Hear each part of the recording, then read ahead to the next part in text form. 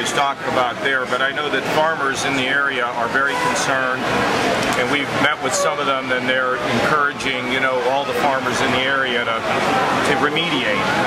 And you know, I'm convinced that farmers there know they have to remediate.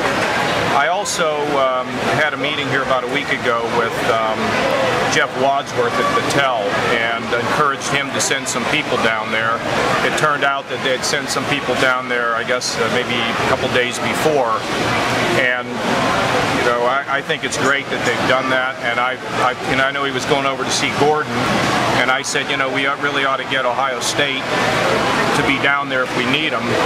But this is the kind of thing that an institution like Battelle can, you've got some really smart people, can get down there and try to figure out how we deal with the short-term problem and then how we deal with the longer-term problem.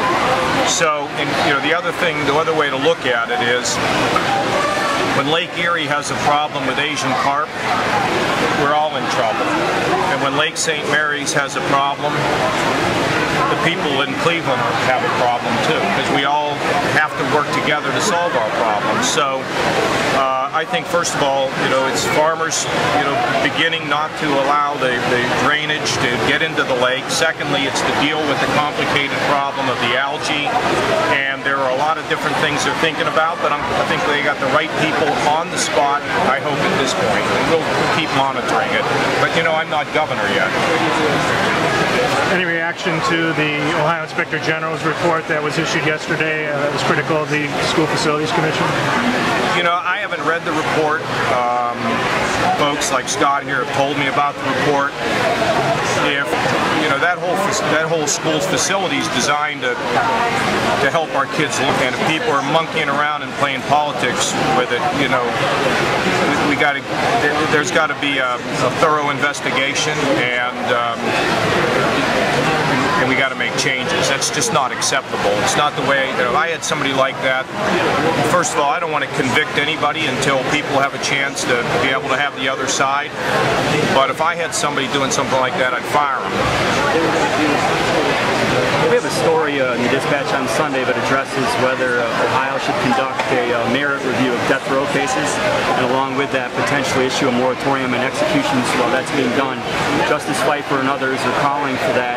Can I ask you what your stance is on that? No, I don't favor a moratorium. I think we ought to move forward, and if there are cases where, you know, there's some evidence, obviously we need to be in a position of where we examine it. But in terms of a moratorium, I don't agree with that. How about the review, the merit review of cases, looking at each one independently on an innocence basis? Look, if there's some doubt cast on any of those cases, we need to go back and look at it. But without that, I don't see a reason to do it. And where do you stand overall on the death penalty?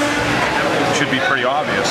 Okay. I voted for it in the legislature. I favor it for the heinous crimes. So, thank you very much. Okay. You got to beat the dead horse before you go. All right, which dead horse are we beating this time? When can we expect to hear your plan on how you might deal with this $6 to $8 billion budget hole? See, that's sort of the problem. You know, we don't know if it's 4, 6, 8. Look, you know, I've done, I don't know how many budgets, maybe 6 or 7. You can't do budgets unless you know what the revenue is and you know what the spend out rate is. And I have, till I get my hands on the books, it's really impossible to put together a comprehensive budget plan. And you know, there's so much, you know, we can't even get, the administration says it's $4 billion. I mean, there's nobody that really knows, in my opinion, what these numbers are. Maybe there are people that know what they are, but they keep playing with the numbers. So until I can get my hands on the solid numbers, I can't write a budget plan. I can prepare some things, but at the end of the day, it has to be done comprehensively. You don't put together partial budgets. You just don't do things like that. If you're elected, is there enough time to do that kind of yeah. We're absolutely confident we can get that done. I mean, really, you know, if I'm fortunate enough to win the election, I would ask him to turn the books over to me the day after the election. And hopefully they would do that. That's what I would do if I were in that office. You've done some work in higher education. Do you have any thoughts on how higher ed could streamline or get skinny, similar to what you've been saying is needed for state government overall? Well, you you know, look, we're going to have more to say, a little bit more to say about higher ed. But, you know, I've talked to Gordon Gee about the need to form a group of people around the state who have been experts in higher ed, and I intend to include people like Barbara Snyder and folks from around the state to put together a comprehensive program. I called Gordon and said, you know, we clearly need reform. Higher ed is the fastest growing item, growing faster than healthcare, and it has to be dealt with. And Gordon sent me an email, and we had a very nice conversation, sent me an email saying I'd be delighted to participate. So we'll get our best thinkers around it, and it'll be all part of our budget plan. Have any comment? Go ahead.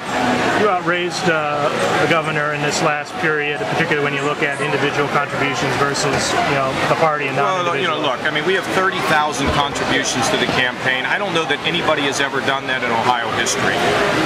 We have, I think, 9,000, don't hold me to all these numbers, but about 9,000 people who have contributed less than $25. It's really amazing. I'm really proud of it. I invite people to give, you know, they give me $1.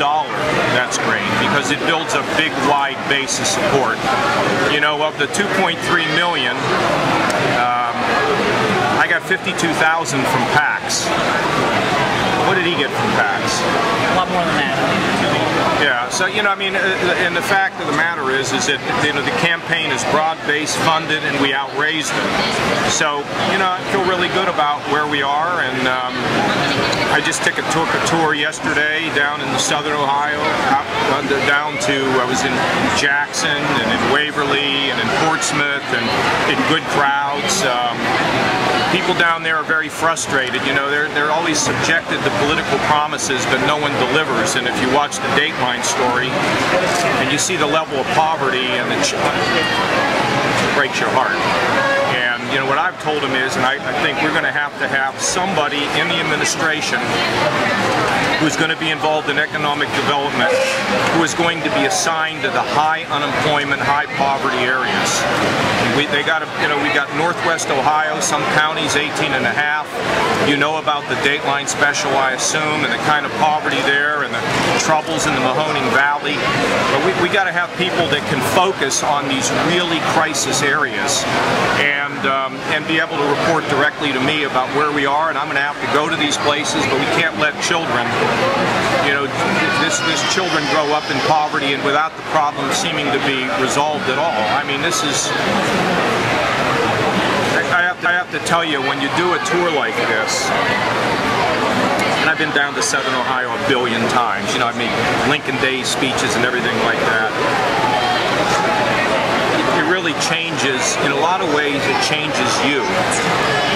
The campaign changes you when you get to tour over and see some of the courage that people have up there at the place where up north where that tornado swept through that town, and the way that people were heroes, and the lady running the food bank feeding families, and it just gives me more determination that we gotta come to the rescue of a lot of people who are in deep trouble. We're going to do it. Do you think at the end of the day funding is going to be pretty equal on both sides, or do you expect to have an advantage? Oh, I never thought I would be equal. I never felt I needed to be equal. Frankly, it's been surprising. I think I've outraised him 4 of the last 5 times.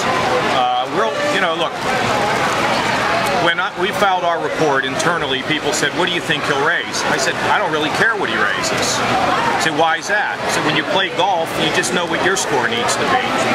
So I don't really spend a lot of time thinking about them, and I don't spend a lot of time thinking about him. I just don't. You know, I'm just doing everything that I need to do to feel that I'm adequately funded to get on the television, to do our grassroots, and to carry out what it is that we want to do. And, you know, with 89 days to go, we're heading the polls. We're well funded, but, you know, that's 89 days to go. I got, you know, still a long way to go. Hey, we're going to date with cows. We're going to keep our date with cows. Thanks. Thanks.